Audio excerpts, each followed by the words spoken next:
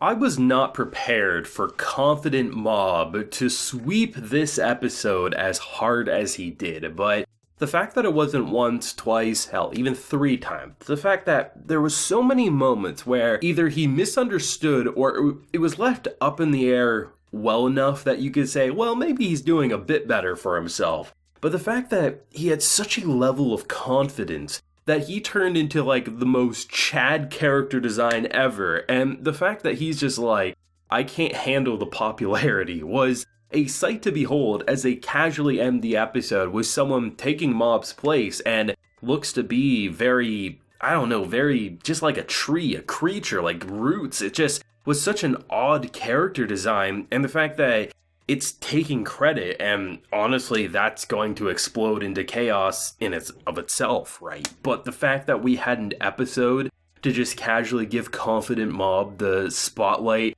Brothers proud, Dimple's pissed off, Reagan sees a way to make a bunch of money. This is just Mob Psycho at its absolute best. The thing that I really praised last week was how, like, you know, when you look at Mob, like, he's very much growing up and he's really finding out who he wants to be in life. And I think the first 2 minutes of this episode does a great job at, like, before, like, the overconfidence takes over, the simplistic moment that he's, like, no longer really scared. He's no longer fearful of, like, simplistic interactions. Instead, he sees, like, a girl who, you know, very popular, very, like, you know, if these girls have a way to tear her down, they will do so. So the fact that she sneezed and she's covered in snot. I mean, everyone's been there at least at one point in their life, whether in public or not. Like, a sneeze can get out of hand rather quickly, and you can see how cruel they could quickly be. And the fact that he de-escalated it, gave her a tissue, and just honestly, that was, yes, the start of his popularity mentality, but like, it gives you an impression of comparing how he used to be at the start of Season 1, and even some moments in Season 2 with characters such as this, or characters similar, right? It's just nice to see that he's very much growing up, and he's feeling a lot more confident. And even if, you know, a lot of what he sees as his popularity is misguided, I don't think it's wrong for him to have that confidence, because it goes a long way. I mean, you can look at the Dimple scene as an example.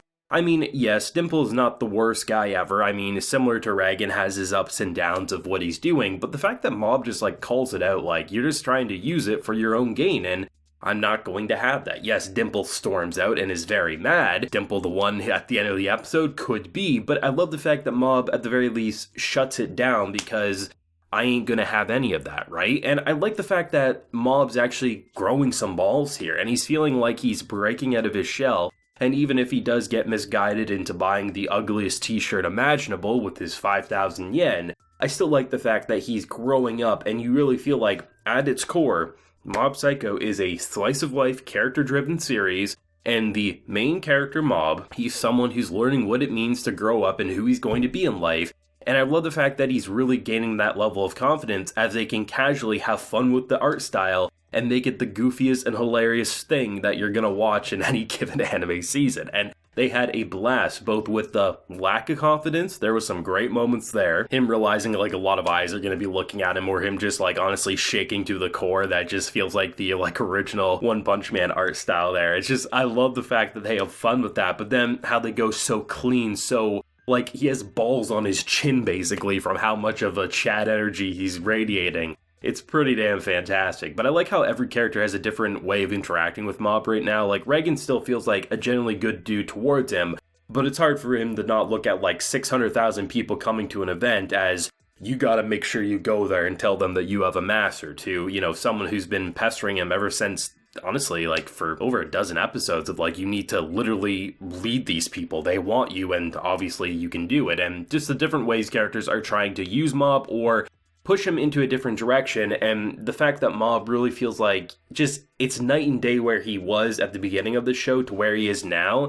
And honestly, the fact that I still have no idea where he'll actually go by the time the show wraps up with Season 3 is honestly kind of impressive. Out of the 3 episodes we've seen of Season 3 so far, I think it's safe to say that this was the best episode, at least for me. I think it was the funniest. I think, even though there may not have been really action outside of like the literal final moments of this episode where the floor erupts and obviously the broccoli pops up and everyone who's about to literally grab their pitchforks realizes, oh shit, this person's for real.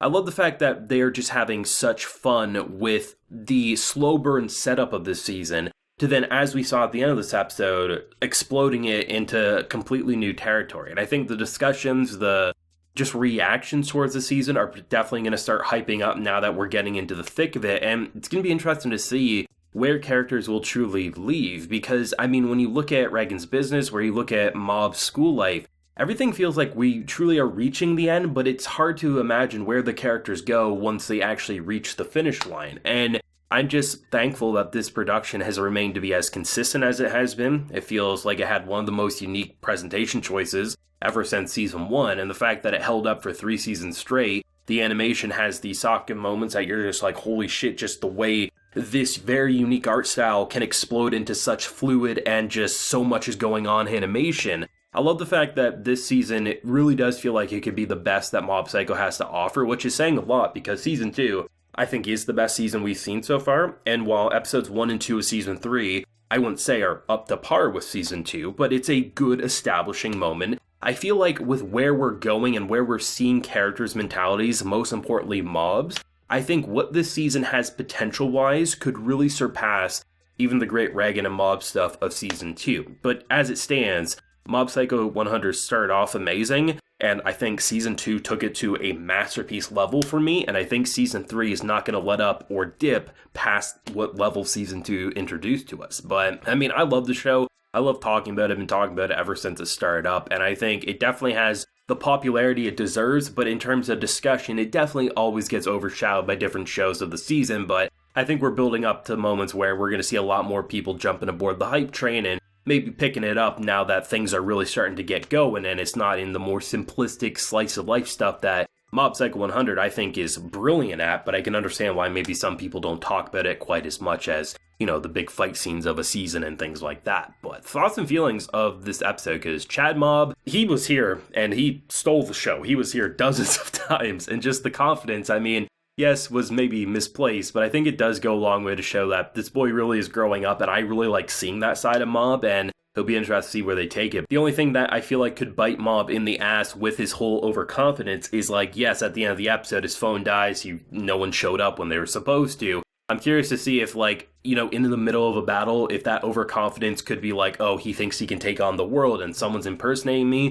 Well, I'm Chad Mob, and very quickly could get his ass handed to him. So there is a double-edged sword to this kind of, like, very intense personality he has going on at times, or how it kind of, like, it just snaps into, like, personality, but still, I think it's overall good, even if there is a slight hint of danger for that overconfidence, because Mob just went from having no friends to literally feeling like he has the world on him. But it's great nonetheless, right? But of course, thoughts and feelings yourself down below. Leave a like if you enjoyed and subscribe if you're new around here. Until next time, everyone, please take care and have a good one.